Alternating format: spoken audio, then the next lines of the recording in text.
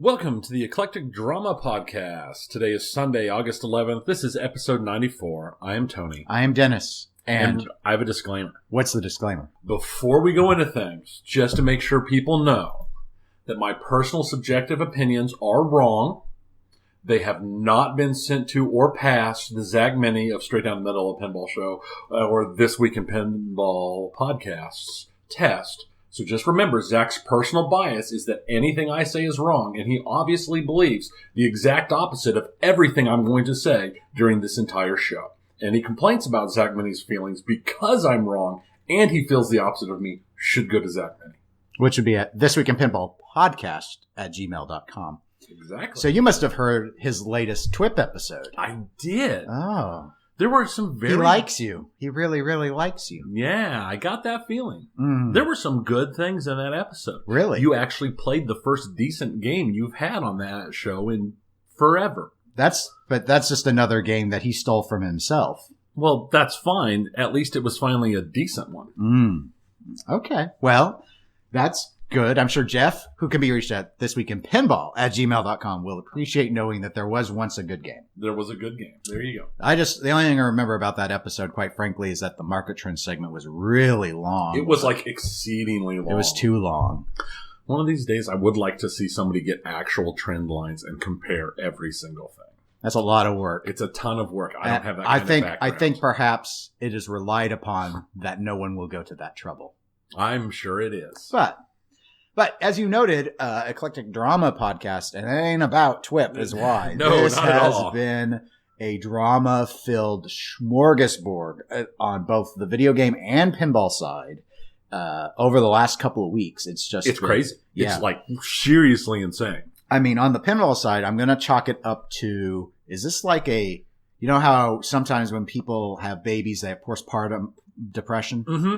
Is there like a post-Pinberg depression that people go into? Have we seen something like this in the past? I can't recall because I don't remember having this much drama I don't either remember. Locked into such a tight, small time period. I don't either, but I want to blame something because the drama has been very eclectic on the pinball side, but just pronounced and almost nonstop. Yeah, and it's like overridden anything that could be considered news or other. It seems like pretty much anything that pops up has like a 48-hour life cycle and then is replaced or displaced by new drama. Right. It doesn't get resolved. It just gets displaced. It's very, very odd.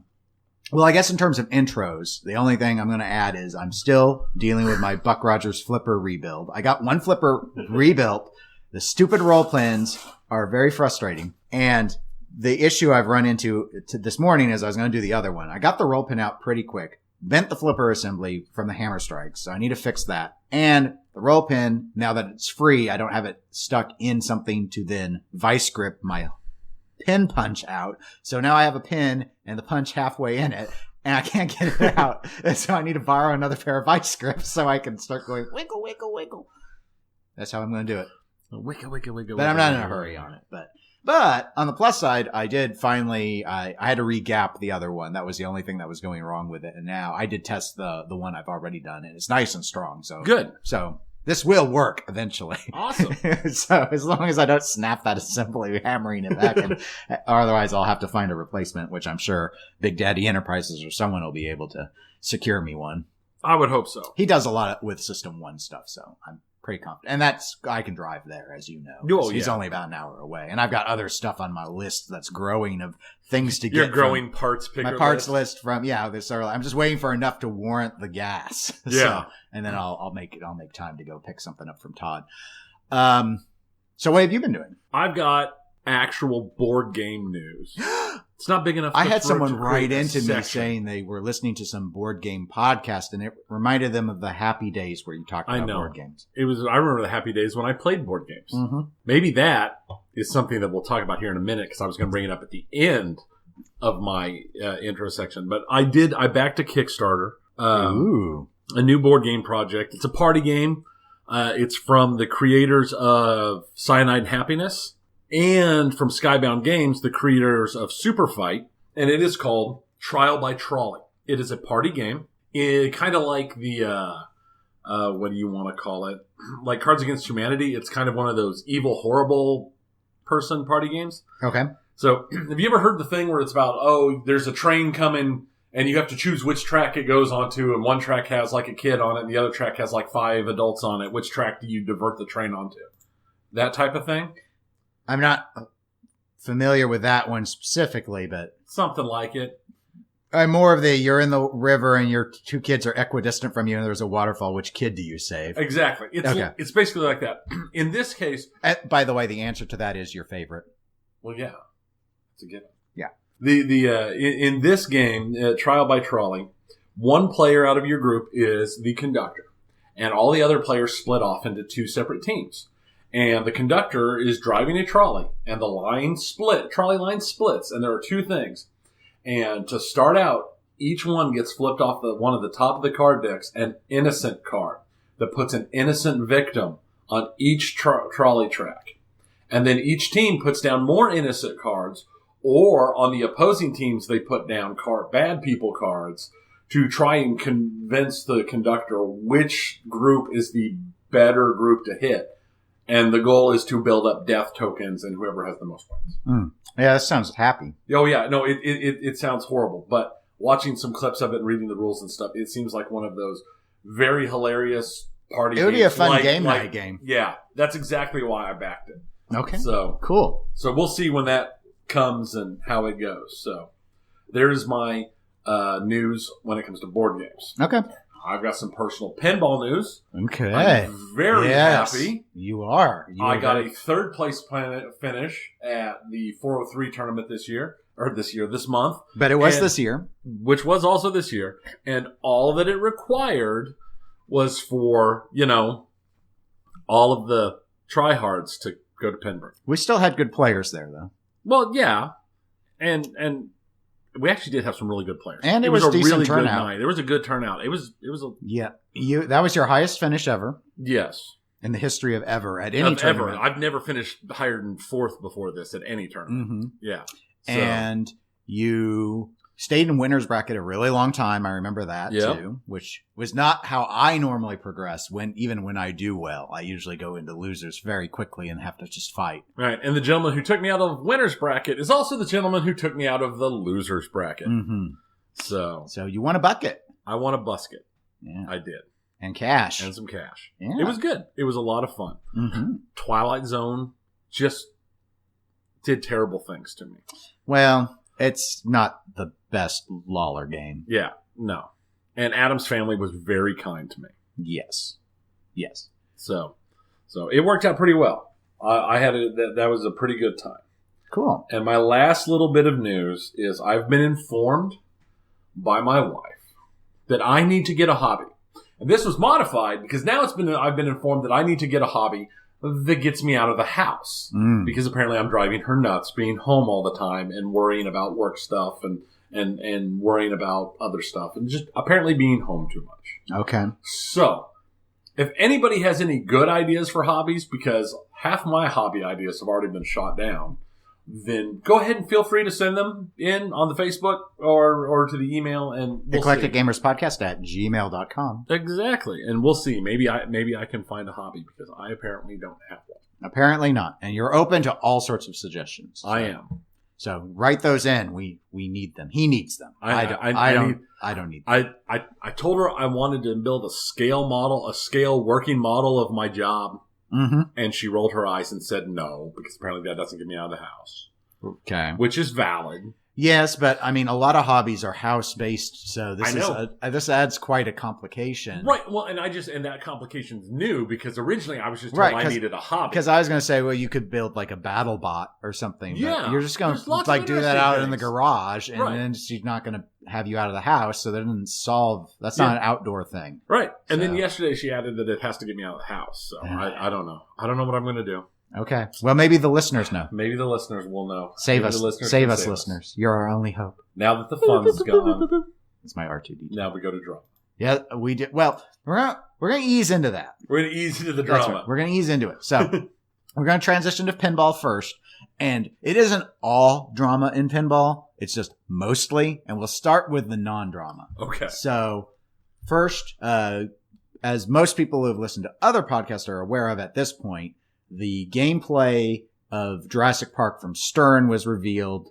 Jack Danger streamed it on Dead Flip from Stern. I have a link in the show notes on it. I didn't know if you had a chance to watch the stream. I didn't. Okay. I did watch part of the a couple clips, recording of it. But I didn't watch any real play. And I only watched on the premium. And much like what I thought from the layout, it looks fun. The voice callouts were pretty bad, unfortunately. That's the only negative I can really cite, is it just felt very hammy. Like acting. Thespian, over the top sort of stuff.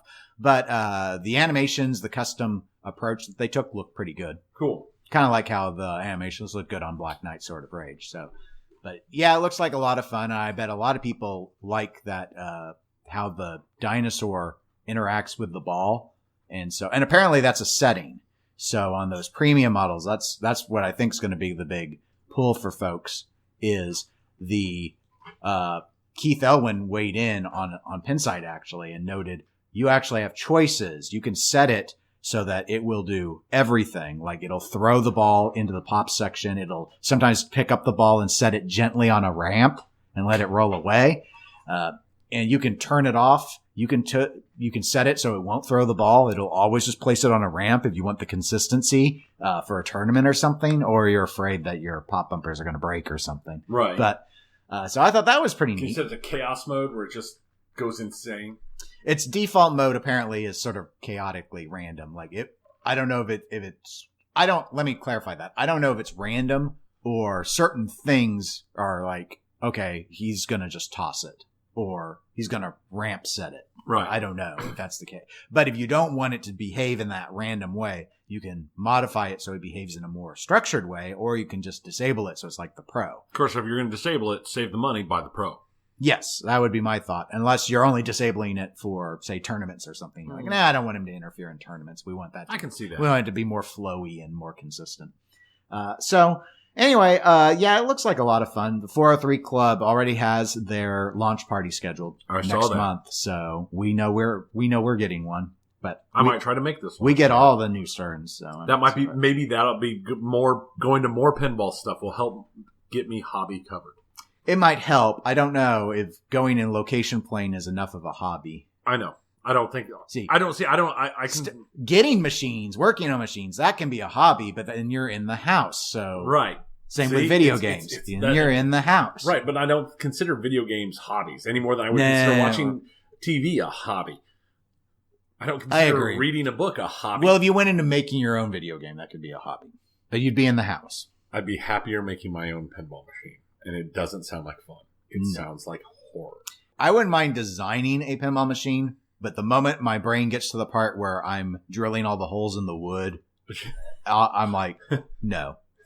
No, I never got into woodworking stuff like that for a reason. And this would be so exacting because you're talking over millimeters at this with the layouts. Oh no! If you couldn't CNC it, I don't see how you could do it. No, I need a CNC and I'd need to design it in a program I don't know to do it. So right. It'd be like, nope, I'll just throw out my ideas to the public and then they can just go, oh, they're such great ideas, but they'll never come to fruition. Sad. Yep, that sounds about right. Yep, that's life. Next thing before any drama, we both, at the tournament that you did so well at, got to play Willy Wonka from Jersey Jack. Yes, we did. Because that's been routed at 403 at this point, and that was the first opportunity we had to put games in on it. I put in several games on it. What did you think of it?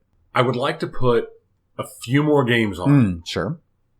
So I'm still in this place where I'm not fully set in stone on my beliefs. But if I was going to say it right this second, this is JJP's second best game. Interesting. And it's fighting for the best position. Okay. Gameplay wise. I've only got 4 games on it. Yeah, and that's how many I played too. So it's a good qualifier to let people know. That's why, but I mean, it's easily the only JJP game that I have found to be as interesting or slightly more interesting than it is Dialed In. So the gameplay is amazing. It's really good. The sound was turned down. Yeah, it was way down. So I have no idea what the sound is like. I remember from the streams it seemed horrible, but I don't know. I couldn't hear it. And when I play, especially when I play in tournament situations, as you know, I go with headphones and very high BPM music because it helps me. So I don't know about the sound. I will say that this was a standard. Yes. And I will continue to stand by what I've said in the past about Wonka. The art's not that great. No. It's definitely not JJP's best art package at all. But it's just not good. Yeah, my reactions are similar. I don't have enough time on Pirates versus Wonka to really say, like, gameplay wise. My general read is that Wonka is more my style than the Pirates game is, in part. Not just because Pirates is wide and Wonka is not, but just in terms of the Wonka feels a lot like Dialed In the layout. Yes. Except it seems like almost like there are more shots in Wonka. But I'm not at the point yet because I have so many more games in on Dialed In. I still prefer Dialed In overall because I felt Wonka played a little easier. Not like, I don't mean like Hobbit or anything. It's a hard game, but well, it's a moderate game. Let me put it that way. But most of the shots fed back relatively, even if you bricked, seemed to be relatively safe. It was more like if you bricked the gobstopper, that was dangerous. And if you didn't get up the center left ramp, that was dangerous. Right, but it didn't feel like it was... Right. Everything else was fairly good. The sound was turned way down, so I didn't know what I was doing. I tried to read the rules card. 403 Club's a fairly dark location. This game's lack of a GI is a problem. Very much. It was actually, I don't normally have a problem in low light situations seeing a ball. It's part of the reason why I don't need pin stadiums. But with this game, it was like, when they're doing the full, like, turn everything off and cycling the lights, it's really colorful and neat, but I couldn't see the ball. And this happened quite a bit. Right. There was also a problem with this one. The software takes care of it, but it's still annoying. Where when you lock a ball with the gobstopper, sometimes instead of shooting it into the shooter lane, it shot it into the out lane down the drain it went. I didn't have that. I had that happen to me twice. And the software knew, so they've programmed around it. But that's an interesting design flaw. Interesting. I wonder if a power setting can fix that. Flippers felt good. I've heard a lot of people say that when they played Wonka, the flippers have felt mushy. This was tuned up fine. Oh yeah, no, these felt great. I don't know, again, because I'm still a little confused about the rules. If the rules are going to rise to Dialed In's rule, I really like Dialed In. I understood it. It's right. Like, hit the power guy, charge the phone or missions. And this seems less of a mode-driven game and more of a just keep shooting and stuff will happen sort of game. And kind of akin to what I thought Dwight Sullivan was going for with Munsters, though. This, I think, is going to appeal to more people. It's a better theme, and the rules may be better integrated. And that's interesting. I mean, I'm not a huge fan of the Munsters layout, but it's so reminiscent to several other things Borg has done.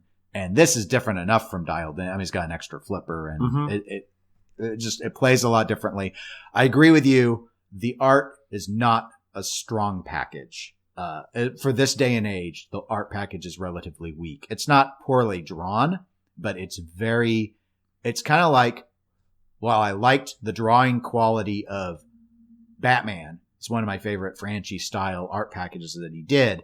So you could say, well, it seemed like a lot of times I think the same imagery may have been used over and over. It's been a while since I've looked at the Batman art package. Here you can tell. Oh yeah, no, it's super Here obvious. You can tell. It's like, here's the same Wonka over and over and over and over. And that's but they resized it and they cropped it in one place.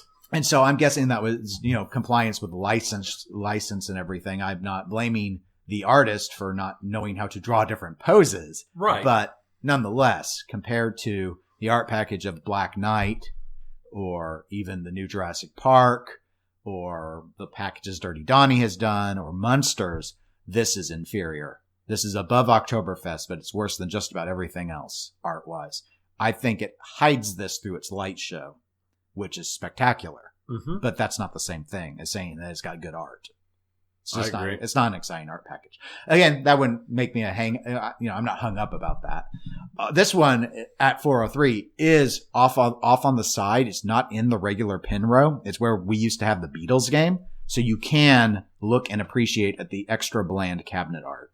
Which is, I mean, it's like Sharky's shootout levels of bland. Yeah, it's a little bit above Sharky's because Sharky's hasn't got any art on the sides of the back box. So poor Sharky's. But still. So overall, yeah, I thought it was a fun shooter, as I thought it from looking at it. So I think that from a gameplay perspective, I think it should be very successful for Jersey Jack. And since they knocked the price down by $1,000 versus their old standards, there's a good opportunity for people to get in on it. Yeah. And so, and as you noted, sound was turned way down. That's probably part of my confusion. I was reading the inserts, which were fairly explanatory, but I couldn't hear call outs to tell me what to do. And I thought it was trying to. I could hear some of the sound effects. And I mean, I'm glad it was turned down. I don't like it. I don't like the sound package. It's a slot machine. Yeah. And it's not what I want to play. And I don't play with headphones. So I want to hear again, that's not a make or break for someone like me. But yeah, it's a good game. So no, I quite enjoyed it. I thought it shot really well. Yeah. And so for that reason alone, I expect that it will do quite well for Jersey Jack. Yeah. And just remember, Zach Mini feels the exact opposite of me. Oh, because you're always wrong. Because I'm always wrong. Interesting. So he thinks it's their worst shooting game with their best art package. Well, he sells them, so he'll never tell us the truth on that. That's true.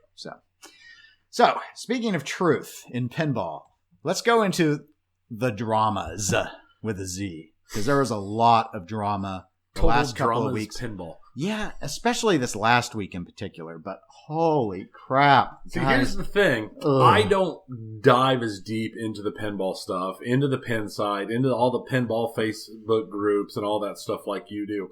I still found a lot of this drama. That's how thick and heavy this drama has been coming. Mm-hmm. Yeah. If this drama was a topping, it would be sausage. It's that thick.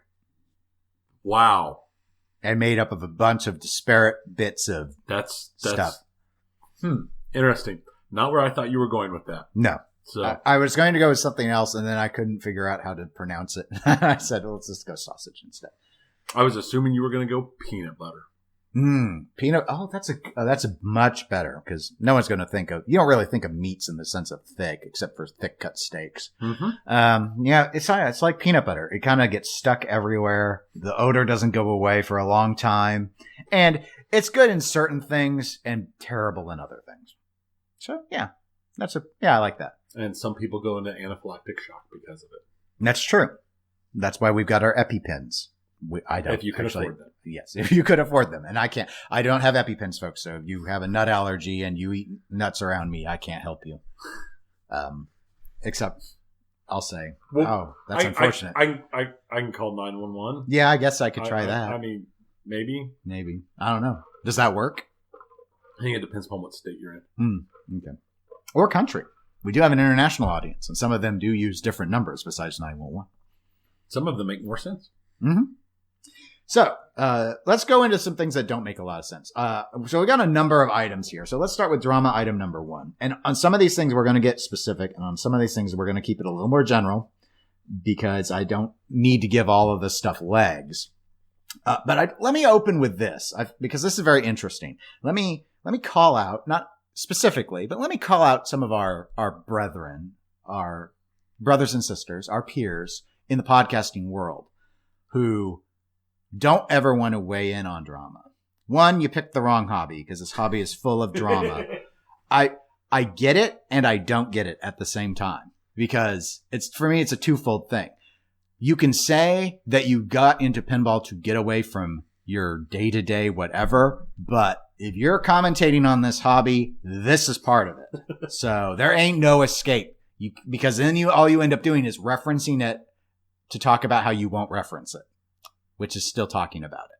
So that doesn't solve it. It's talking about it, but also trying to pretend that you're above the front. Oh, I'm too good to talk about that. And most don't couch it in those terms, but it's more like, well, we only want to be happy in the hobby. And it's like, Yeah, this isn't the venue I would use for that then.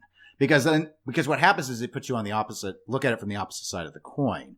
What if bad things are happening and your stance is, well, I don't do drama. So now you don't weigh in on anything substantive. You just do fluff. Well, we don't do fluff here. We attack peanut butter straight up when we need to. When sometimes it has to because happen. there is bad behavior in the hobby, and if no one talks about it, it looks like you're tacitly agreeing with it, and that's a problem too. That's right. Peanut butter is only acceptable in no-bake cookies. I actually don't care for no-bake cookies either. I don't like peanut butter in any cookie. That's the only way I really eat peanut butter. I will eat peanut butter with jelly on bread. I'll do that. I won't do that. Okay, well.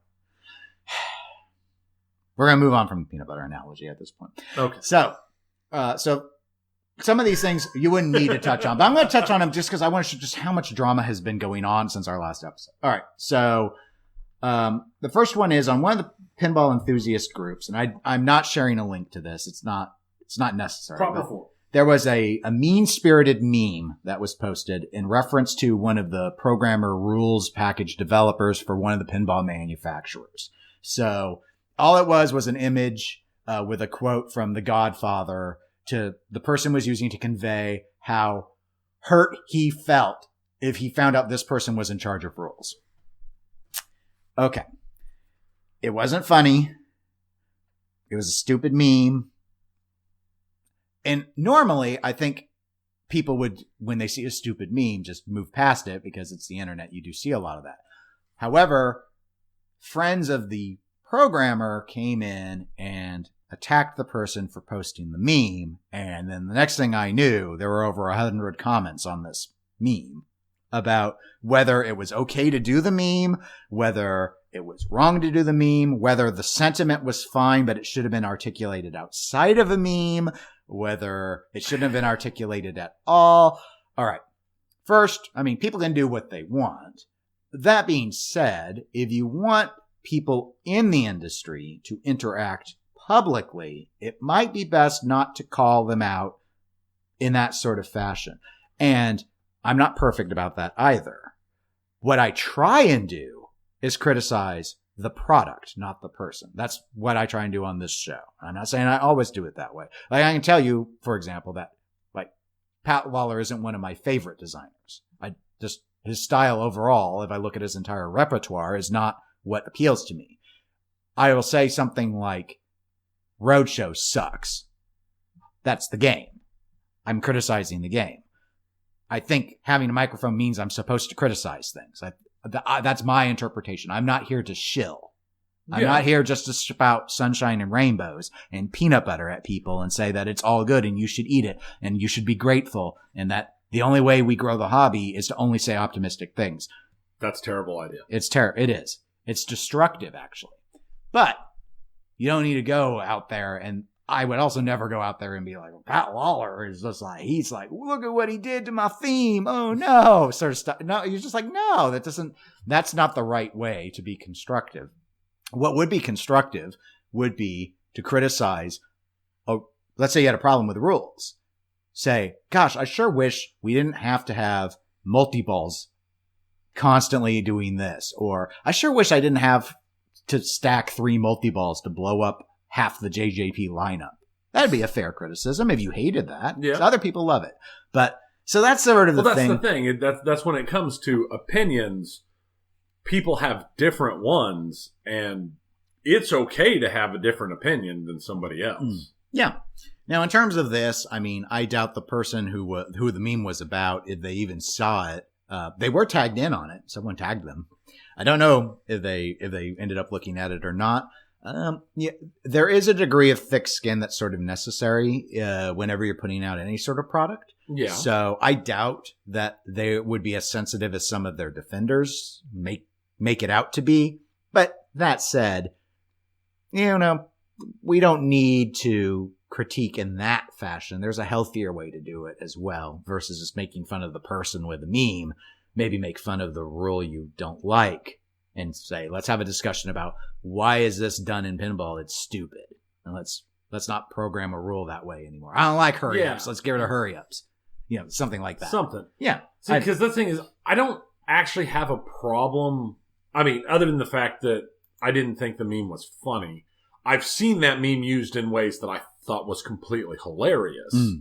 But I think that's the inherent issue with memes is sometimes they work really well and sometimes they're just dumb. Well, you're never going to get intellectual depth with meme. Never. Because it's too short. I mean, yeah, exactly. So. But at the same time, I think if it hadn't had so many people roll in on both sides of this fight, it would have just vanished in like minutes and been gone. Yeah, it was because it was forgettable. Yeah, it wasn't the meme itself that I think caused any of the drama. All of the drama came from everybody because it's gotten very noticeable in the pinball hobby that people have teams, and people are very much overly enthusiastic about their team. We see it everywhere. There's the people who love JJP and hate Stern. The people who love Stern and hate JJP. The people who think that Dutch pinball is the greatest thing ever. And don't you understand that if you just give them a little bit of time and some more money, it'll come rolling out and they'll steamroll and destroy everybody else in the hobby. You just have to have faith because people can't let go of their teams. And the thing is their opinions. And I might not agree with your opinion. And you might not agree with my opinion, and we don't in a lot of situations. But the truth of the matter is it's not worth getting this upset over. And this is something that we're going to see us talking about more and more during this episode. And I'm honestly afraid it's something we're going to be talking about a lot more going forward. And we've already talked about it on the video game side in the past.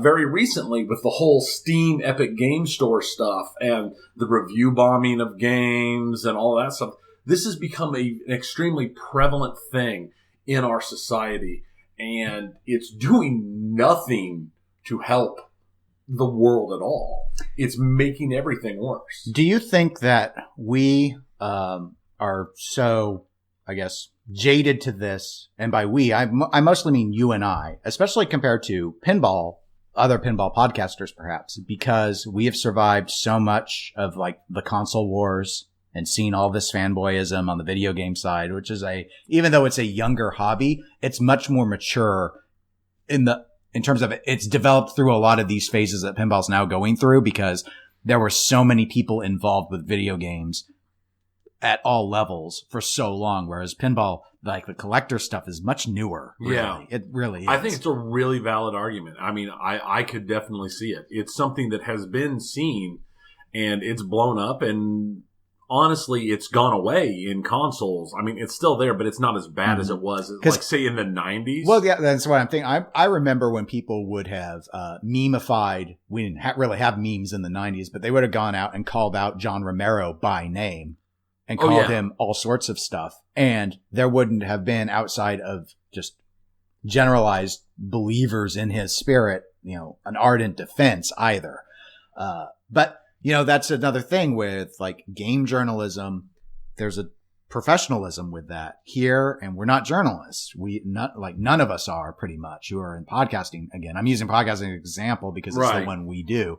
But this is part of the reason why at least in my view, this is part of the reason why I have not explicitly gone out and tried to make friends with people who work at manufacturers to keep myself from feeling obligated to weigh in on things because I think it's dangerous. If they want to be friendly, I'll be friendly, but I didn't start podcasting to be like, oh God, I just want to be friends with my favorite designers and stuff. Like, I don't. That's not, kind of creepy fanboy-y there. Yeah, I didn't. Maybe I phrased it in a weird way, but it's sort of like a lot of people seem to develop relationships and make friends, and that's nice. But that's not why we did this. Right. We did it because we already were talking about this stuff, and we thought let's record it and see if anyone wants to listen or not. Yeah.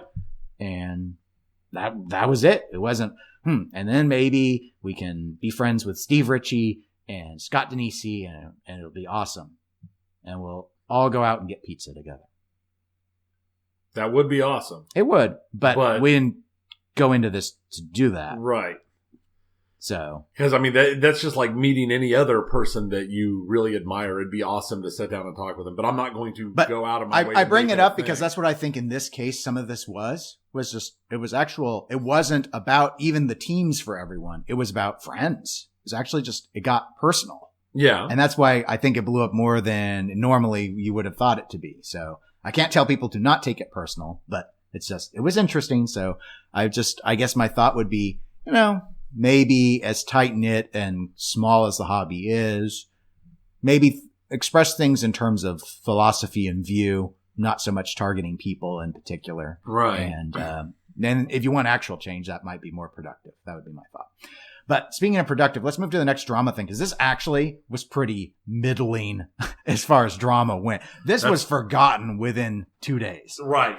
Until we dredged it back up. Because now I want to talk about sexism in the hobby of pinball. So there was a video example that came out of Pinburg. I'm not linking the video because I don't want the discussion to be about the people. I want the discussion to be about the activity.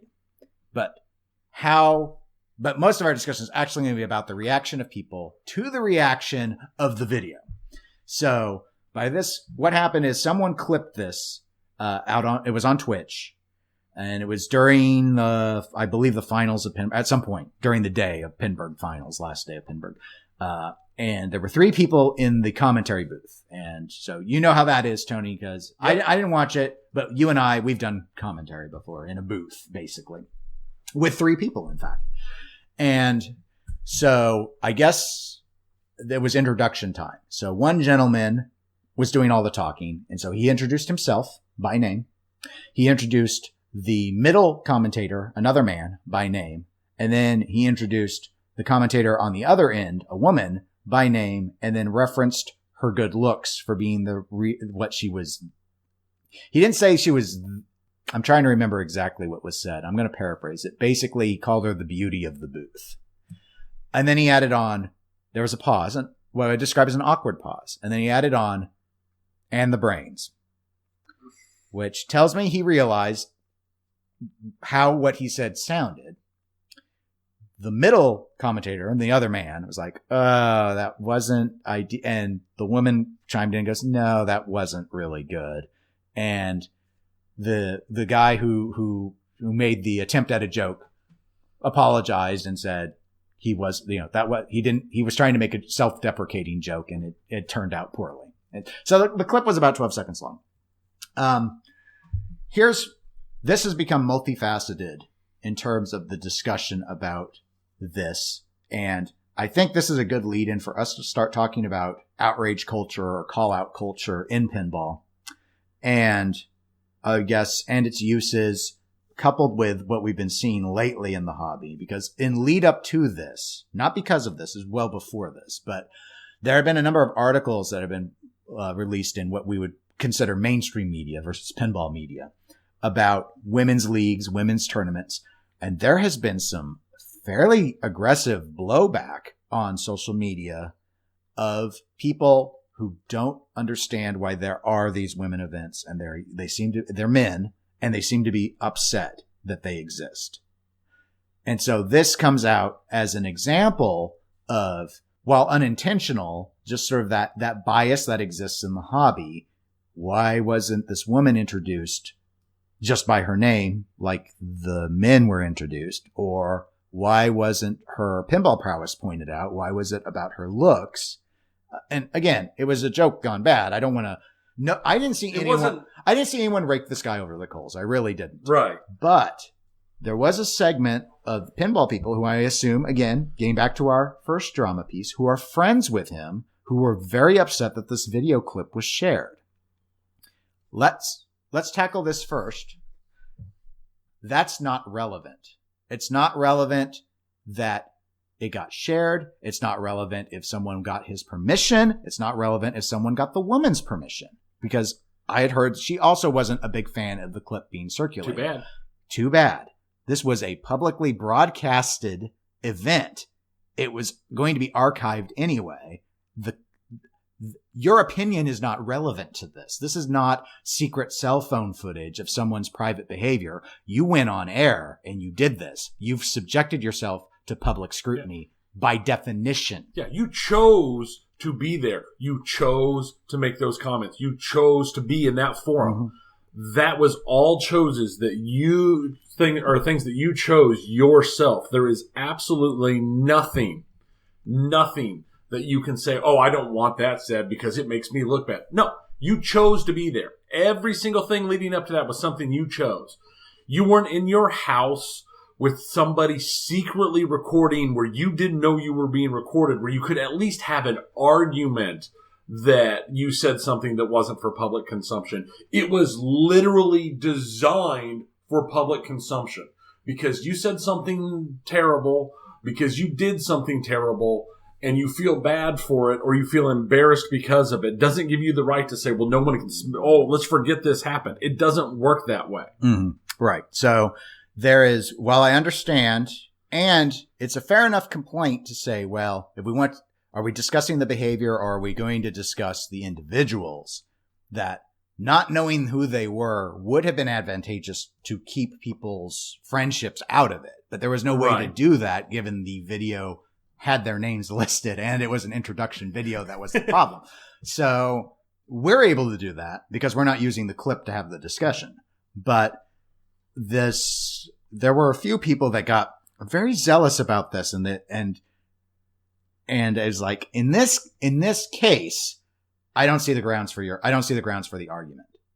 Now, we can have a discussion about call out culture though, in this instance and beyond with pinball, because this is something that's coming up more and more often.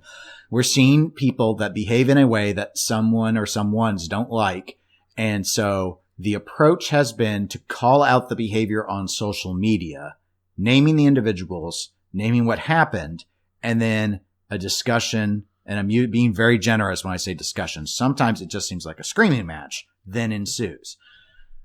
What do you think of social media in pinball to deal with something like this? Is it helpful? Does it work, but it's not ideal? Is it the ideal way to do it? What are your thoughts? Because it's complicated by issue.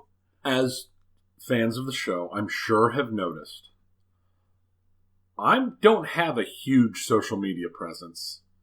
I have some, I use some, even some of the podcast stuff, but I don't post all the time. And there's a reason for that.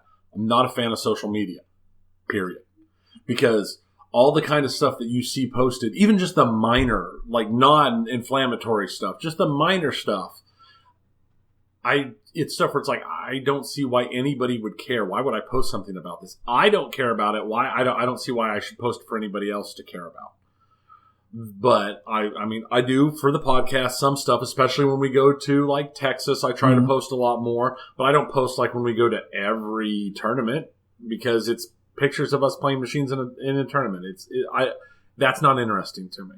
I'll post them on occasion. If there's something really cool going on, something like that. I'm just not a huge fan of social media to begin with. And I think because you're not physically present with somebody, you don't have an actual back and forth going in the conversation, there are no filters, and people tend to take things in the absolute worst manner possible, and they blow stuff up. And in all honesty, a lot of these situations and places, you have people who are running totally anonymous, so they're saying whatever they want, no matter how terrible it is. And outrage culture has gotten to the point where you can't just disagree with somebody. Now when you disagree with somebody, you have to threaten to kill them and physically harm them and destroy their lives and all this. And that's where things have gone. I think this whole thing has been, not just in pinball, in a wider view, made the world a worse place. In the pinball hobby itself, it's definitely not a positive. It might have started as a positive. The forums, the being able to talk. It's a small hobby. We're spread all over the world. It's great to have places to get together and talk about our stuff. But a lot of stuff has started to twist and turn into something that is much, much more toxic than it has any need to be. And the thing is like you were talking about the console wars and the thing with video games, we're in a place in pinball right now where video games really hit the big time into like national and international news just 5 years ago, like exactly 5 years ago, because it was August of 2014 when the whole Gamersgate stuff started really hitting. And a lot of this stuff, especially the sexism stuff that's starting to manifest itself, is like the beginnings of that. That hasn't gotten nearly as bad yet. And we're a small enough hobby, it might not go to the same levels. But it's there. And it seems to be a real cyclic thing that we're seeing a lot more of. Yeah, I think you raised a lot of good points. And I'm gonna bifurcate them into two things. I'm gonna talk about the call-out culture stuff first, and then I'll hit sexism second as a specific issue.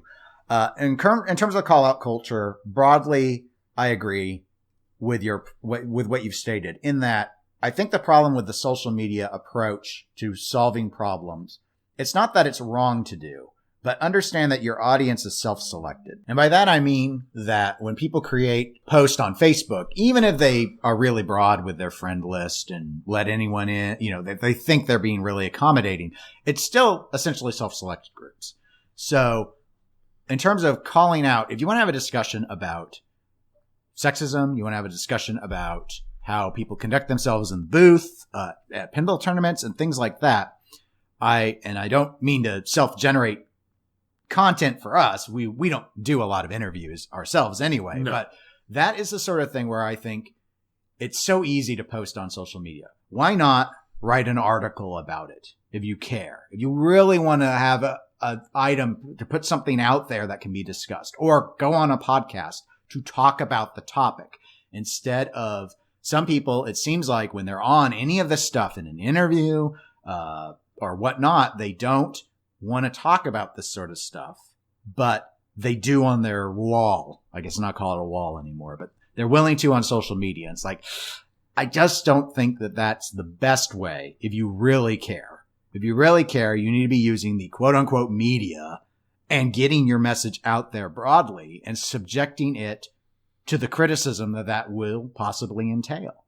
Do you think it's because putting stuff out there in a tweet or on your Facebook or in an Instagram or something doesn't feel as real as being in an actual conversation with somebody and talking about that kind of stuff, or doing actual research and writing an article with information and cited sources as part of your thing?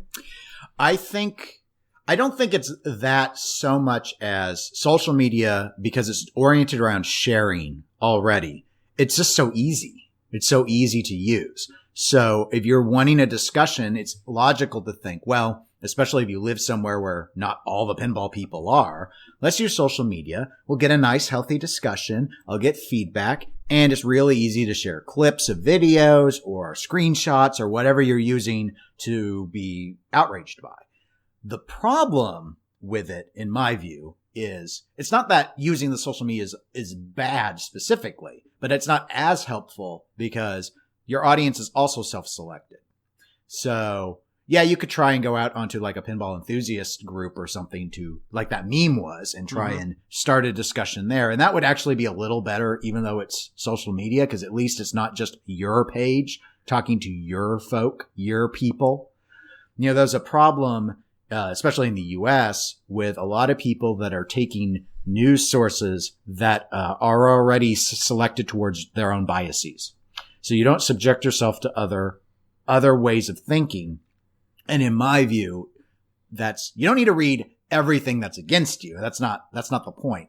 But the point is, you need to understand that there are different perspectives, and you cannot put yourself in the position to think in the same way to understand that perspective. You're crippling yourself in terms of critical thinking. It's the only way to be able to make a successful argument, is to understand where the other party is coming from. So yeah, because if you lock yourself in a self-reinforcing echo chamber where the only thing you hear is other people who say the exact same thing and feel the exact same way you do, of course it's going to generate more outrage when you hear a differing opinion, because you're like, look at all these people. They all agree with me and you don't. So obviously there's something wrong with you. And so just and then I've got a great transition related to that I'll move into. But back on the social media side of things, when you're just putting it on social media, in a way, you're not really allowing your own statement to be subjected to a review and criticism. You've already gotten to define the terms. You've already defined the terms of the discussion because your thread is hosting the discussion. This is the same on a forum too. Mm-hmm. Your thread is hosting the discussion. If you say wrote an article and had it published, like at Pinball News, about here's where I think there's a problem with sexism in pinball. Here are my examples, all of that. Not only do you trigger the discussion, your own write-up is subject to critique. And I'm not sure everyone who's trying to drive these conversations wants their perspective put under such critique. It's more work too. Mm-hmm. So it's a lot more work. So there are things like that where it's the same with going out there and what if you came on a show and we're doing an interview on Pinball Profile or something and then you said something and now that's out there for, you can always go back and delete your Facebook thread. Yeah, there'll probably be an archive of it, but you can try and sanitize your bad tweet. You can try and do, once you release things out there where you don't have that control, it's still about holding the control, I think. And that's where, coupled with the almost echo chambery nature of self-selecting your friends and such on such places, who you follow, who you talk with, there are just, it's not as robust as I would like to see, but I think it's healthy to have these sort of conversations. So speaking of the sexism part in particular, as a good case in point about critical thinking and being able to see things from another perspective, a good example, this was on social media, there was a discussion. As I noted earlier, there have been a lot of people who have reacted fairly aggressively about seeing all of this attention on these women's only events. Misinformation included, like confusion that thinking they can play in women can play in women's only events and they get the regular Whopper points that are only which are only in open events. Right. There is a point system for women's events because there was demand for it. So it got created. And there was someone who he was very upset about this. And from how he was posting, there are a lot of people who were getting very frustrated with him because he wasn't, quote unquote, getting it. He didn't understand. They were giving all these differing reasons about why they liked women's events and all that. And he was just, his focus though was very clear to me. He didn't understand why we aren't trying to stamp out sexism, sexual assault at the regular events. That's where he was coming from. He's like, if the problem is bad actors at general co-ed pinball events, why aren't we destroying those people? So he was coming at it from a different perspective, not thinking about it as it's not all driven by that. Sometimes you just want to play with other women in this case. There were women who just wanted for fun or it's not bad for people to freely associate with each other. That was I normally would never weigh in on a sexism discussion because it's just trouble. It's just trouble. Here we are talking about it, but I mean on social media. It's just trouble. So I did weigh in on this and I said, look, this is my perspective on the matter. You could have like neighborhood blocks that say only people in the neighborhood could play pinball as a way to bond your neighborhood together. It'd be an interesting idea. If you were in a city and there was a store that had pinball machines, and like, okay, we're going to have a neighborhood league and only neighborhood folks can be here. There's nothing inherently wrong about that self-selection to happen. It's the same with women. You could do it with a Jewish center could do it and just say only members of the Jewish center could do it. This is all good because you want more people to play pinball. So let them use it to self-select to be together. This existing for women does not preclude us from trying to stamp out sexism at the co-ed events. Why not both? As the little girl with the cake likes to say, why not both? We can have both. It's okay. It's not a bad thing for pinball to see it's not segregation. This is self-selected groups. We're not forcing women to have their own events. They want to. Let them do what they want. It's not our place to interfere with that. You want to do an Italian-American Heritage Associate, not you because you're Polish, but yep, that's okay. Let that happen. It's okay. People want to use pinball to bond or do things together with their with cultures or occupations or whatever that unified around some other common denominator, it's okay. That's okay. So is there a problem with sexism in pinball? Yes, there is. Yeah. And I also think there are some people that have a problem identifying that because either they don't want to look like they're afraid of what they see in themselves. It could be that. It could be that simple. It could very much be that. It's hard to turn the mirror.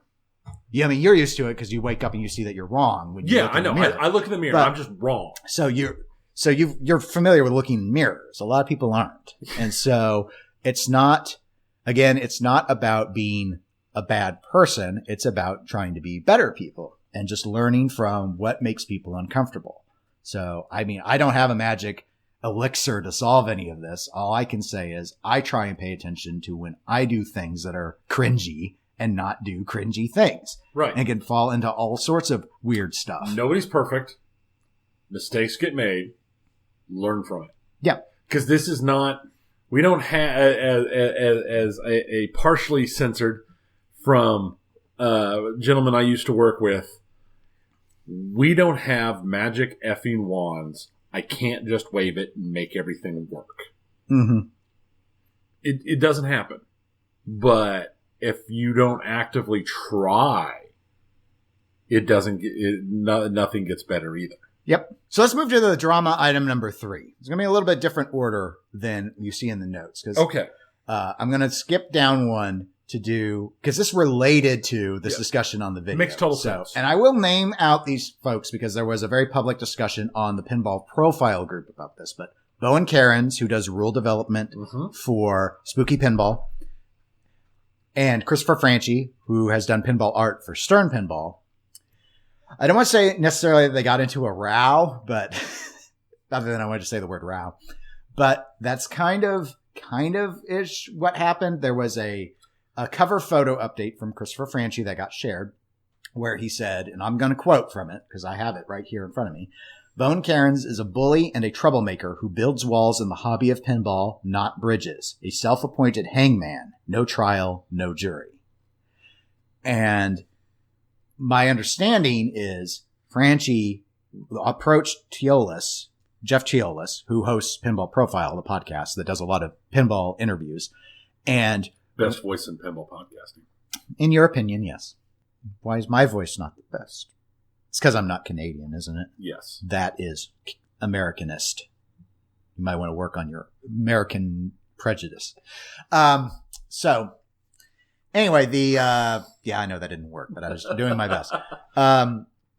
So Bowen had been on a recent Pinball Profile. I can't remember exactly, less than a month old, I believe. And the topic of Pentastic came up, which Christopher Franchi did the artwork for Pentastic. It was, I think we weighed in on it. We did. Okay. It was a fairly controversial art package. And especially with everything else that happened at Pentastic. Yeah. And we're going to touch on that again here in a bit too. That might not have been the best word choice for that either. I know, but I don't want to go back and edit. So apologies. We did not mean it. We did not mean to have a double entendre with that.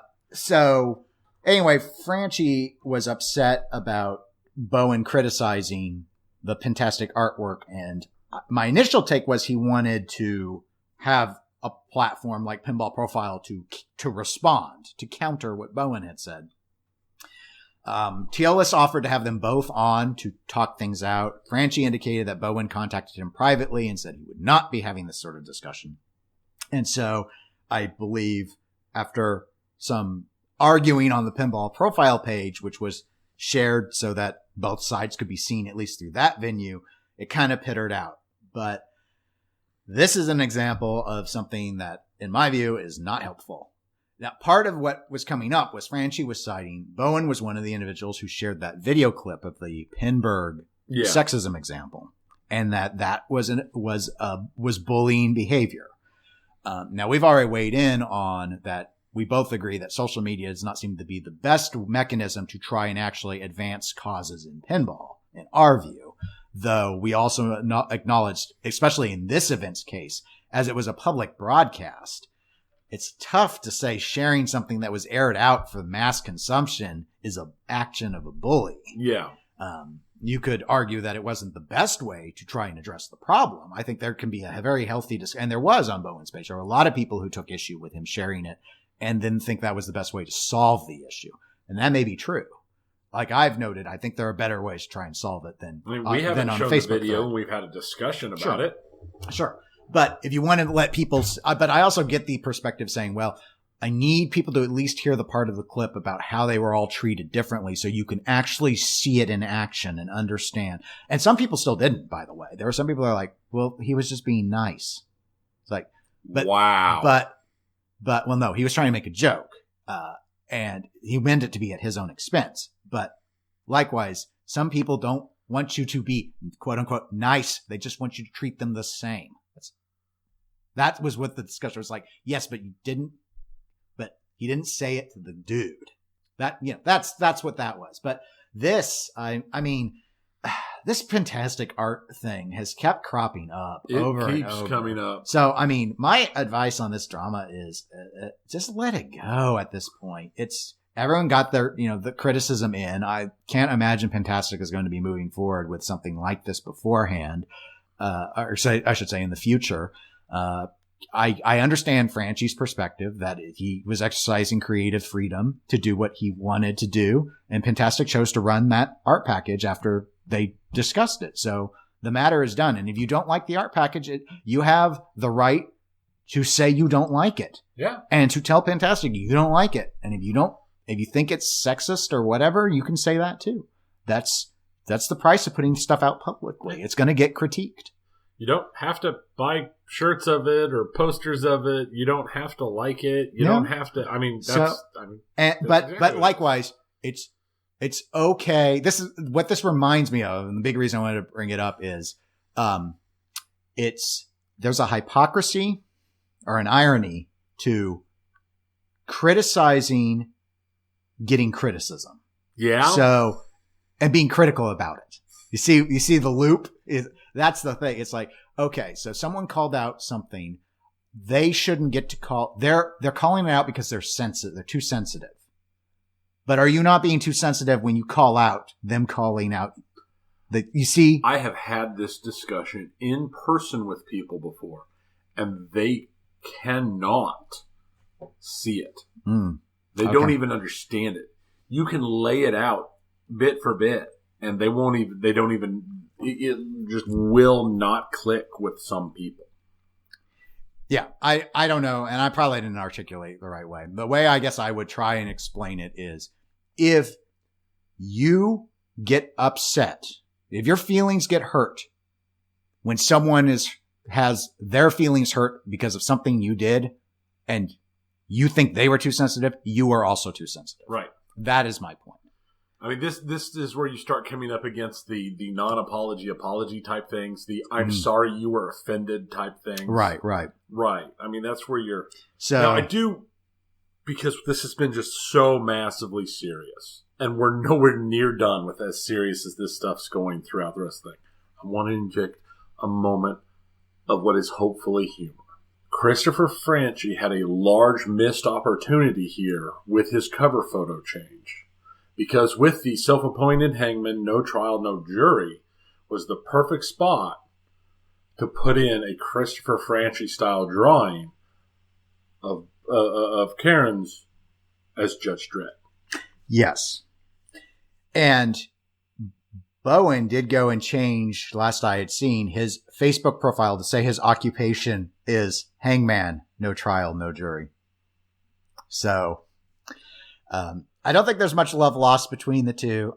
I think T. Ellis was trying to, he respects both of them. Both have done quite a bit of contributions to the hobby. Yeah.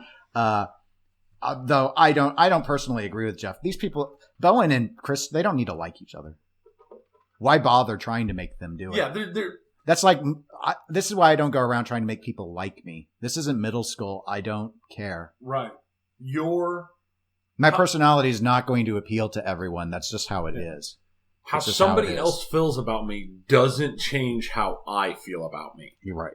And if it does for other people, it's something they probably wouldn't hurt to work on. Sure. Being so wrapped up in other people's opinions of you. Mm-hmm. Yeah.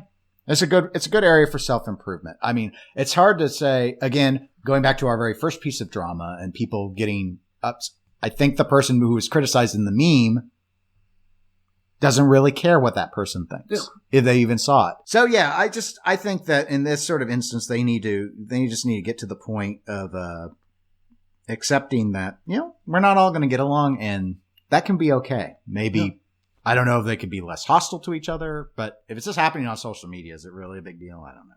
But it was drama to talk about. So. Yeah, and I do appreciate Tealis's offer to have an actual forum, even though it didn't work out, with a moderated discussion in situations like this. I think could be a wonderful thing. Maybe, it's not happening, if not, it could have been, if not recorded.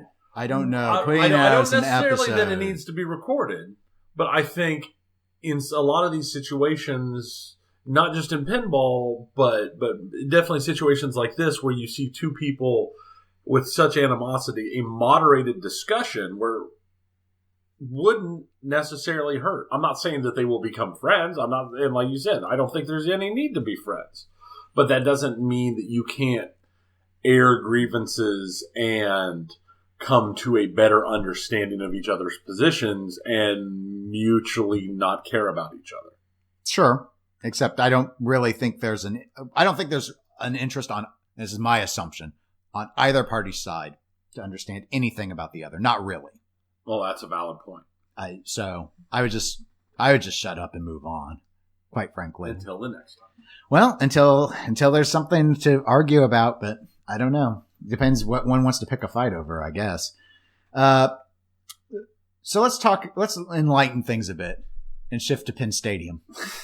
So, nice segue. Thank you. Now we're getting into the links. I have a link to this one. There is a thread linked in the show notes to Pinside where the issue of Penn Stadium having ad spam on the forum was brought up. Apparently, the issue was Penn Stadium's market pages were appearing in vast quantities on all sorts of game lookups. And in the Pinside marketplace, when you associate products, if you go and you look up a game, for example, these marketplace items will appear so that because you might be interested in shopping for the game you're looking up. Well, there were screenshot examples of people doing searches, and then like the entire listing on their screen was all just variants of Penn Stadium. And it appears from the discussion, the issue was the Penn Stadium lights were linked to a vast array of games, like all the games, homebrew games with one iteration existing, mechanical games that don't have electricity. And it didn't always make a lot of sense. Like, I believe, former guest host Nick Baldridge posted on there about we both played his multi-bingo homebrew product. He searched for multi-bingo and he went in and he said that it showed two Penn Stadium ads, one for the Stern set and one for the JJP set. And I believe he sort of asked facetiously, I wonder which set's better though? Which one's the best set for my one existing multi-bingo? Or maybe he made his own multi-bingo. That's so awesome. It was, I really appreciated it because Nick normally is just willing to talk all about the history of games, but sometimes it's just good to see him branch out and talk about lighting to that degree with that level of passion. And the thread is now locked. Robin, the side order of Pinside, said that he would go in and work with him. It wasn't just Penn Stadium. There were some other issues going on. And there was a fight that broke out between the guy who developed the homebrew that we've both played several times, Star Trek The Mirror Universe, and someone who I think was selling a shooter assembly who was refusing to pull the ad from being linked to that product, even though the guy who made the game and owned the game said that it wouldn't work, and he didn't want the ad listed. That was weird. Not wanting it pulled. I thought it was really weird that the modder doubled down and was like, no, I'm not going to take my ad down. What an I'm like, only in pinball would that be seen as in any way a logical business move. Only in pinball. But, I don't know. you're not prevalent Pinside user. Based off of the likes and stuff, the votes, the upvotes, because again, this is really just another social platform.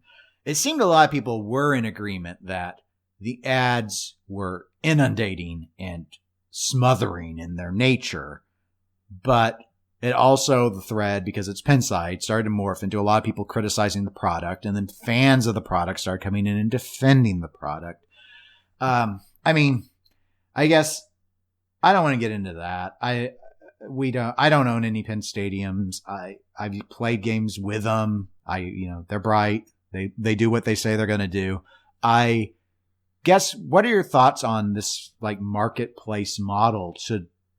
What's the solution? Or do you think it's okay for there to be all the ads in? I don't think that there should be just when you search for. If I search for an attack from Mars, I shouldn't have to scroll through 30 ads for Penn Stadiums before I find an actual attack from Mars. And I agree. I don't know what Robin has done as the solution. I think the easiest solution would be to say you can only link an ad to one game, period. That would be the easiest. Because then you would have to go in and make hundreds of ads. And maybe the solution on that is you can't make more than 15 ads that are running simultaneously. Yeah. Because that's a possible solution. Because if you want to search for lighting or whatnot, then I think something like Penn Stadium should pop up. I don't think it needs to pop up when I search for Baffle Ball. But do these ads actually bring that many people to buy Penn Stadium? I have no idea.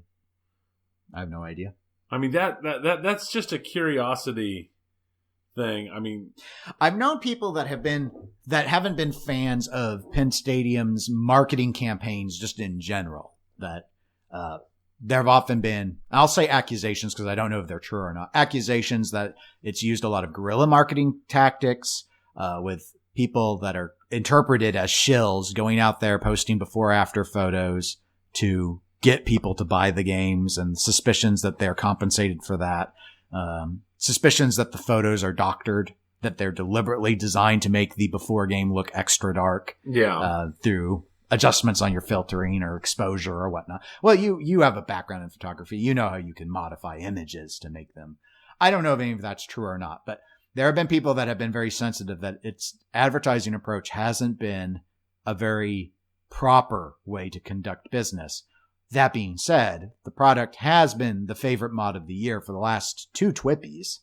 So a lot of people like the product, or at least like to vote for the product. Yeah. So I think this one's resolved, but I'm just going to, since it was a big piece of drama this week, I wanted to touch on it, and I wanted to say that I personally agree. I don't think any particular product should be inundating with ads. And in this sort of case, I don't think a game should have multiple iterations linking. If it's like, here's the JJP version and here's the Stern version, it should just be one version. Right. If that's on one product, there's really no excuse for that. Other than it sounds like lots of things were just checked, check, and then happened. So let's go to our last piece of drama. Oh, is this one good? Yes. Good as in bad. Of course it is. There's a link in the show notes to the Pinside thread about this one. Also, this thread was locked very quickly, but apparently Nitro Pinball, the Canadian distributor where Tommy of that company was accused of sexual assault, I believe, at an event just before not at Pentastic, but just before Pentastic. Sorry, we covered this. And the Pentastic group pulled him as the sponsor of the women's tournament, and I believe put together a cash value to replace the pinball machine that was going to be the prize from Nitro Pinball. Though Nitro Pinball still had their booth. And what happened was Tommy's wife took over. She came onto Pinside when that was all happening. We did not report on it immediately because this was still at Pentastic, and I was waiting for the other shoe to drop in terms of what was going to happen. And the other shoe was the wife was taking over to Suzanne to do the run the business while Tommy went into treatment or whatever because there was alcohol involved and all of that sort of stuff was cited. Did the Standard disappear from public view and come back very contrite and apologetic? Well, Kinda. I mean, the disappear from public view included an apology, but it included a lot of the kind of mealy mouth approach, like you're sorry that you were offended, sort of. It was like he apologized for touching one of the women, but his context of it was everything was a joke. The solicitation of sexual favors in exchange for sponsoring their upcoming women's tournament events was a joke. I apparently don't know what jokes are then. And no admission to the getting physical when they tried to forcibly remove him from the bar. That part wasn't addressed, that sort of stuff. So anyway, what has happened is under Suzanne's account, not Tommy's account, there was apparently a message. This is a message. It wasn't a post, but it got shared publicly because it was sent to the person that someone had referenced Nitro Pinball. And Nitro Pinball is a big distributor for Canada in particular. I believe they also do part of the Northwest of the U.S. And so I'm going to read now. I'm going to quote from the message. And this is from a screen grab.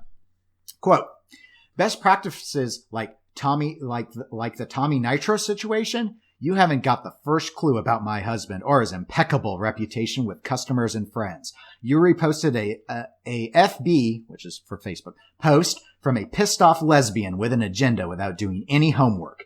Shame on you. You're an absolute creep and the one that shouldn't be allowed in this community. I hope I run into you at a show. We'll see what a big man you are then. Look forward to meeting you, Suzanne. End quote. So, anyway.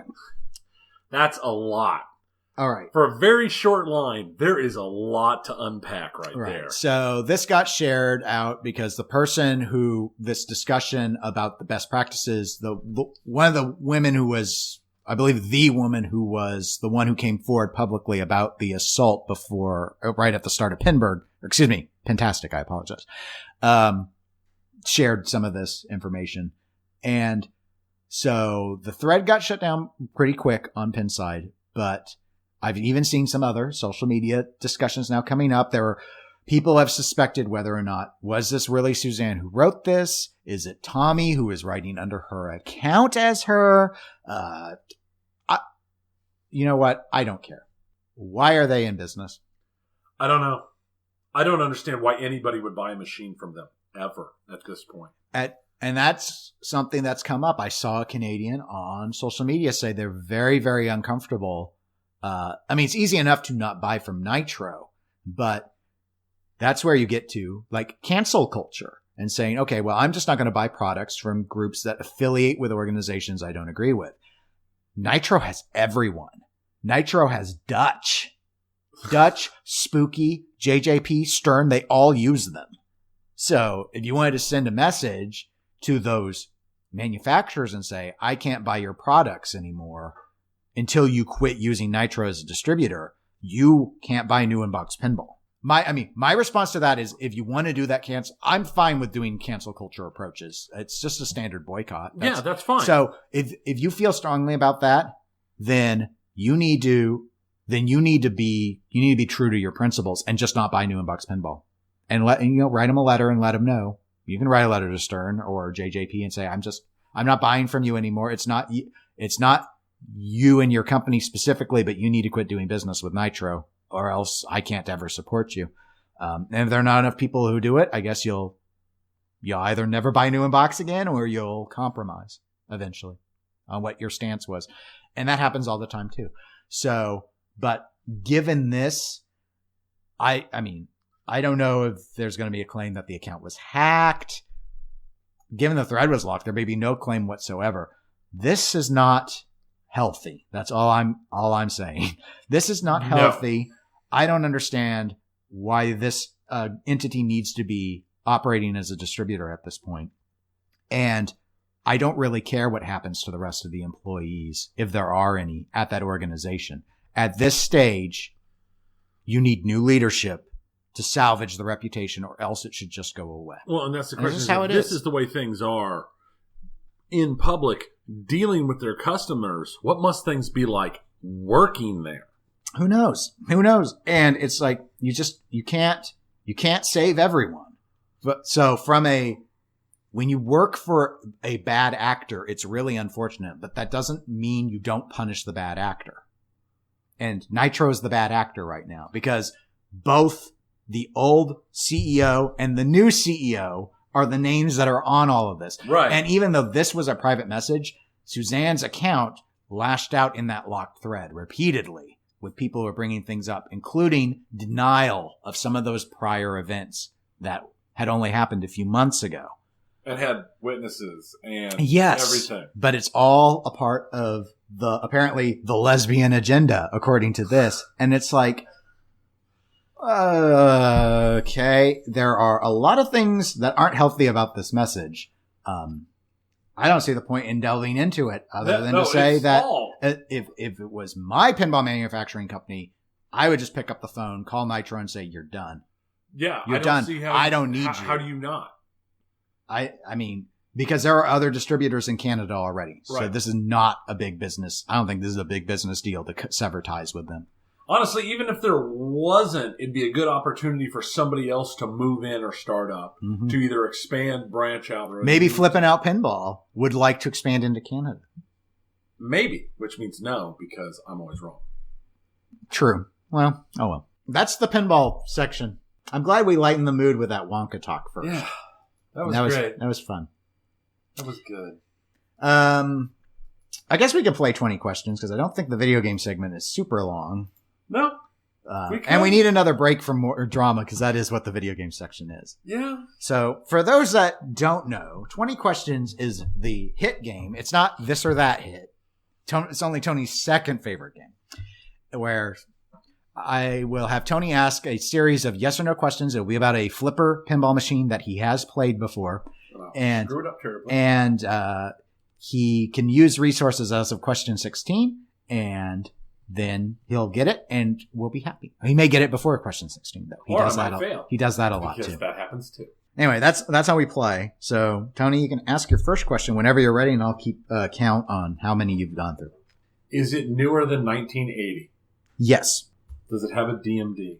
Yes. Is it a Stern? No. Is it a JJP? No. I guess they didn't have anything with DMDs anyway. Your guess would be correct. It's one of those where I hit it, where that popped into my head as I said it. It's like, bugger. There went that question. Wasted. Well, is it a Williams? Yes. Is it newer than 1990? Yes. Is it newer than 93? No. Is it from 1992? Yes. Oh. Does it have more than 2 flippers? Yes. Maybe I could do that as my hobby. I could just sit down and memorize the release years of every pinball machine. I don't know how that gets you out of the house. That's true. I guess you could do it from your phone or laptop out in a park. What are you doing out here in the park today? I'm memorizing pinball machines. I'm memorizing Oh, no, I'll go old school. I'll print it out and put them in a 3-ring binder. And you could have photos. Do like little dossiers. Yeah. That sounds terribly boring. It probably would be. Okay. Williams from 92 with more than 2 flippers. It's an Addams Family. It is. I just realized it's like that movie came out like right around then. And I played the heck out of that game. So you got it on question 10. That's right. TOF. New in the box TOF. Your game that you completely relied upon to crush your opposition during the tournament at 403 Club. Well, the whole time complaining about how those games from that particular designer, Pat Waller, were screwing me. Namely Twilight Zone. That one that I was Twilight Zone. Basically, Twilight Zone was destroying me, and then that one and then on Addams Family, I was getting my revenge. So the Addams Family is March of 92 was the date of manufacturer. This is technically branded as a Bally game, but Bally Williams it's a WMS Industries or Williams. It uses the Williams WPC board set, so it is both a Bally and a Williams. So that's why I went with that. 4 flippers. There are 3 regular size, and then there's the little mini flipper, the thing flipper on it. As you caught, you had 2 This is where, for your binder purposes, I'll tell you, there are two questions you didn't need to have done. You know the JJP The JJP. The other one was you had already determined that it was a DMD game, and then you asked if it was newer than 1990. DMD started in 92. So you didn't need to ask that either. I was thinking, I knew it was somewhere in there. Mm-hmm. But yeah. I believe the first one came out in 92, I think. Adams was not the first one, but I may be wrong. Maybe it was 91, but it's newer than 90.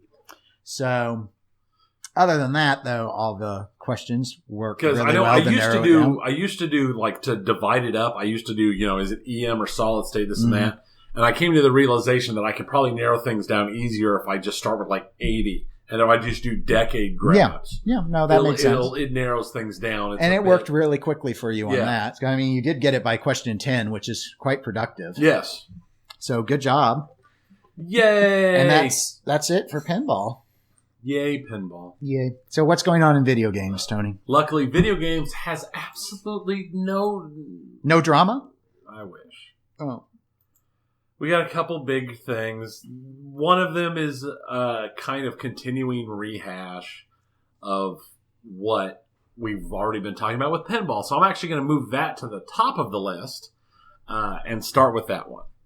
And we've talked over time, I mentioned it in our pinball discussion, about the whole Steam store versus Epic Game Store issue.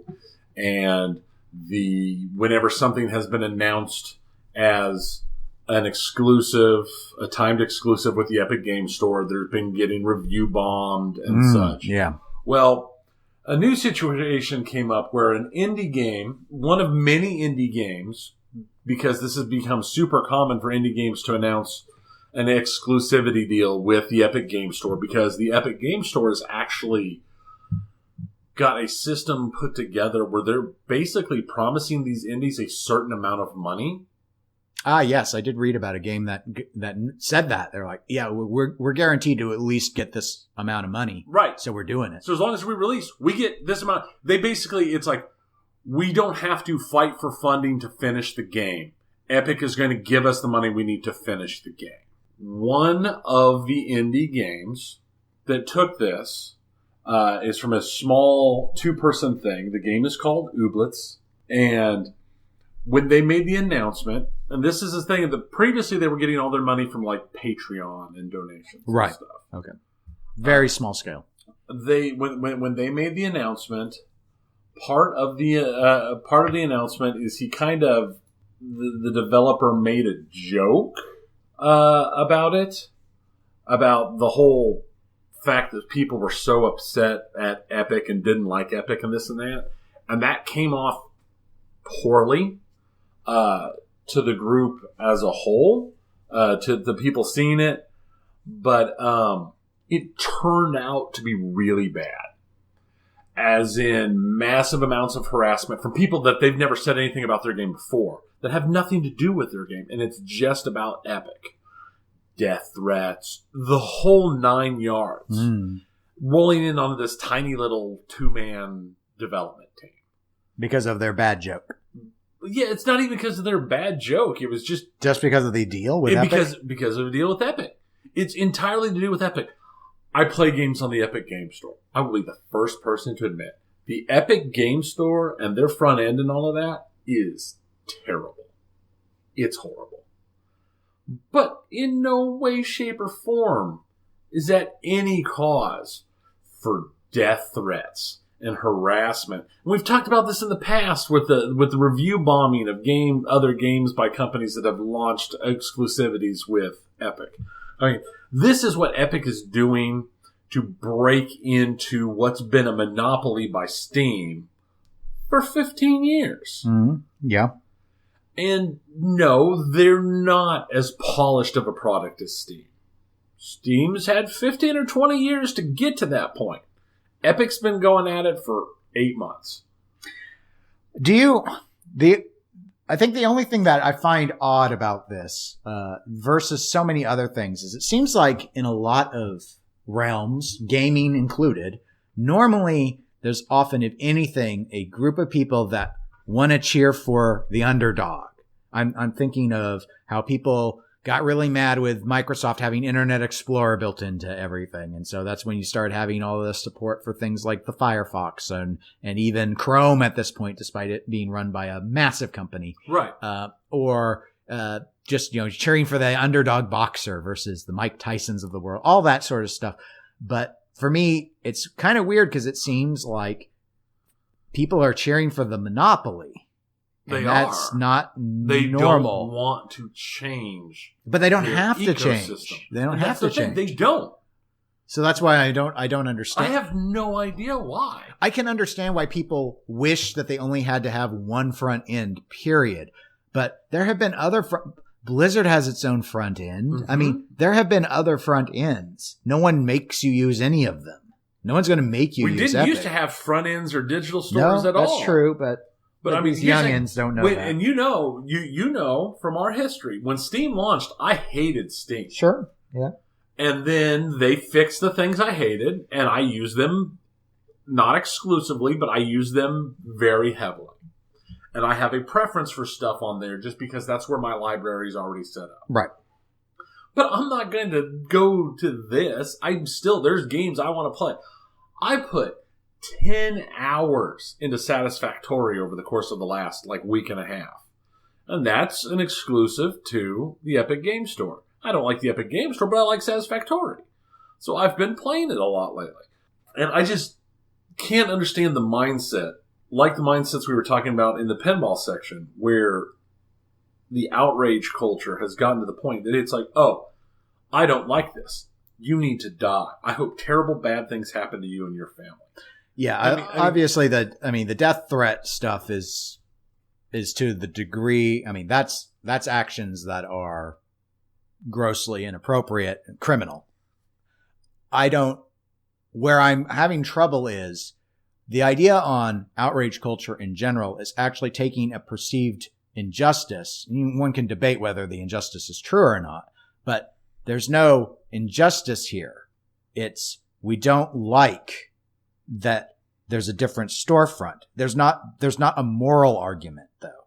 I'm not aware of anyone saying this is amoral. There's no morality to Steam versus Epic versus Blizzard versus Origin. It doesn't fit. It doesn't fit the context of having outrage like this. This is like a console war. People don't pick Sony over Microsoft because they think that one's killing kids and the other isn't. It's not like that. It's usually about the technology, or possibly I like how one does business better than the other does business, but it's not really moral. Right. And this is basically like somebody going, oh, I don't go to Walmart because I'm Team Target.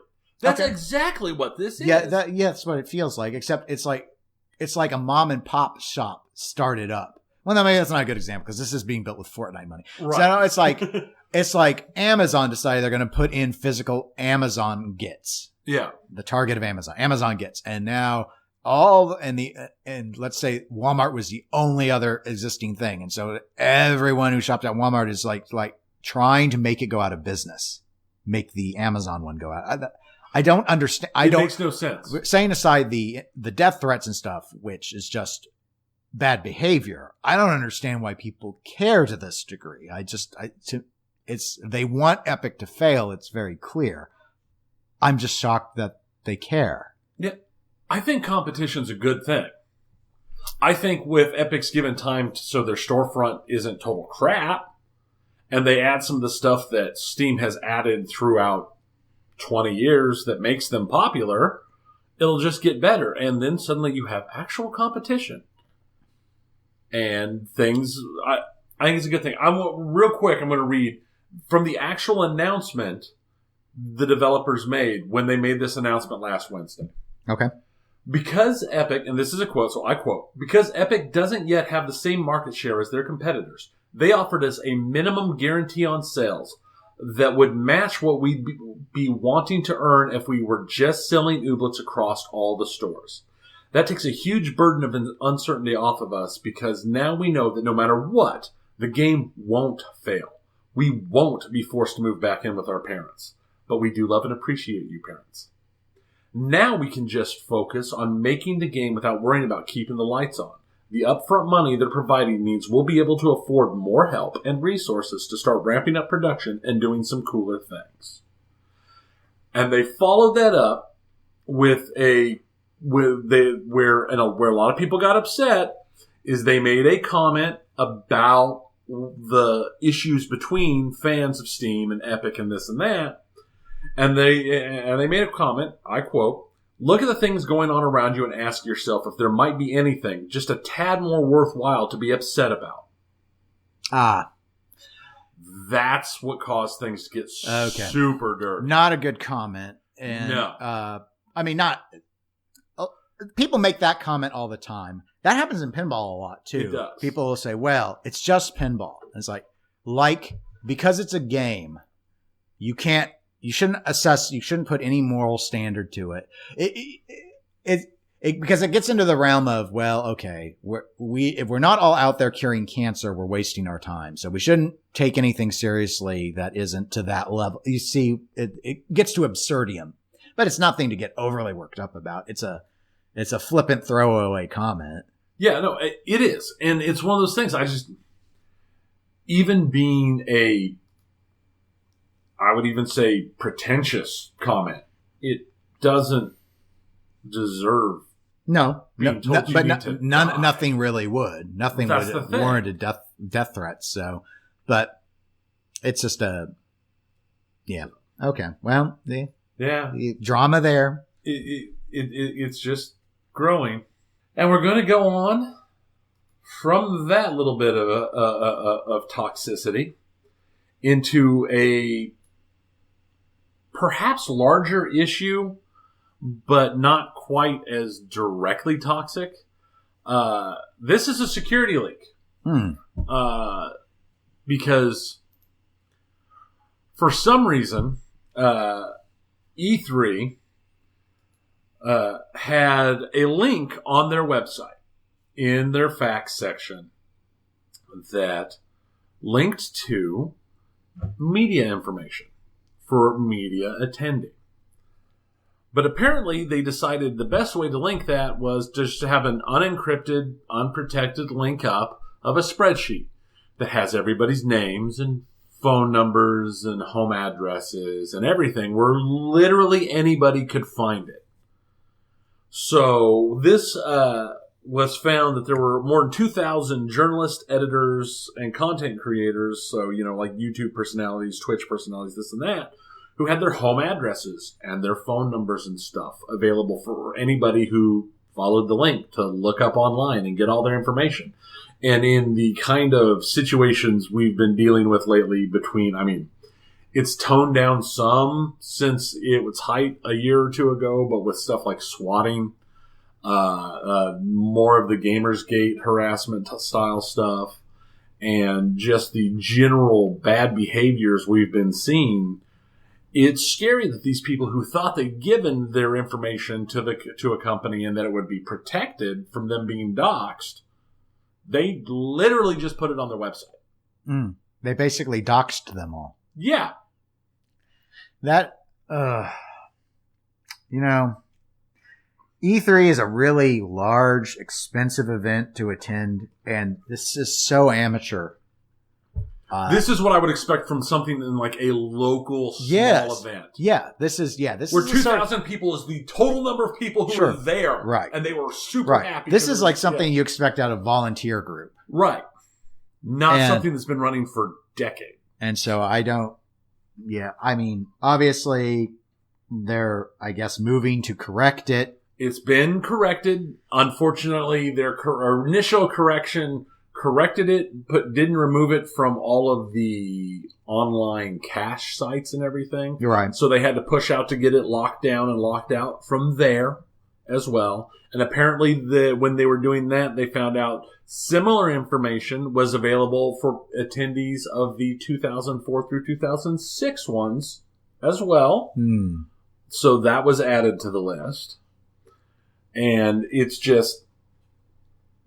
one of those things it's a security of data like this is an issue that is very important. And for such a large, major thing to just be this casual is disturbing.